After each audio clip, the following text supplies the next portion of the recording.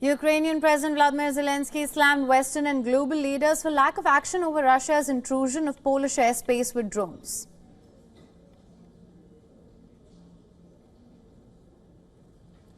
Unfortunately, as of now, Russia has not received a harsh response from global leaders to what the Russians are doing, a response in the form of action. There have been more than enough statements, but so far there has been a lack of action.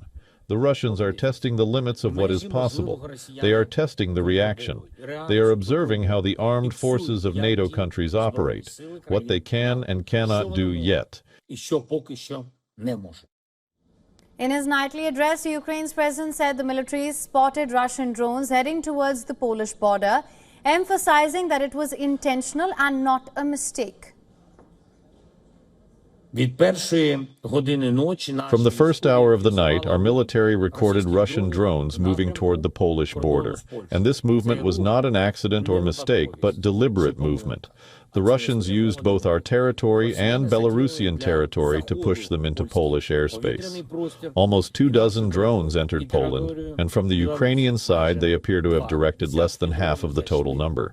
This was a calculated Russian activity, and we can see the result, how difficult it was to deal with. Now, images from eastern Poland show the remains of a drone after Polish forces, with support from NATO aircraft, shot down suspected Russian drones inside their airspace.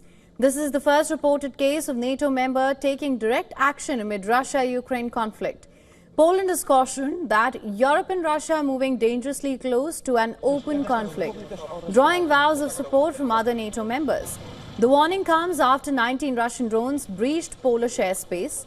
Polish foreign minister says he expects US President Donald Trump to back Poland with concrete actions. I expect President Trump to show Poland and all our authorities that what he said about Poland's security will be materialized through actions. Today, we need Patriot, anti-missile batteries, because drones are not the only form of Russian threats in our airspace. Now, Russia has rejected Poland's claims. Moscow's defense ministry insisted that its overnight strike on Ukrainian military targets did not extend into Polish territory. The ministry added that the drones used had a range of less than 700 kilometers, making Poland's accusations baseless. Still, Moscow's defense and foreign ministers expressed readiness for consultations to prevent further tensions. The Kremlin pointed out that NATO chief Mark Rutte gave no evidence to support Poland's claims, saying only that the investigation is still underway. UN chief Antonio Guterres, through his spokesperson, voiced concern over reports of Russian drones entering Polish airspace and urged an immediate ceasefire leading to a just and lasting peace in Ukraine.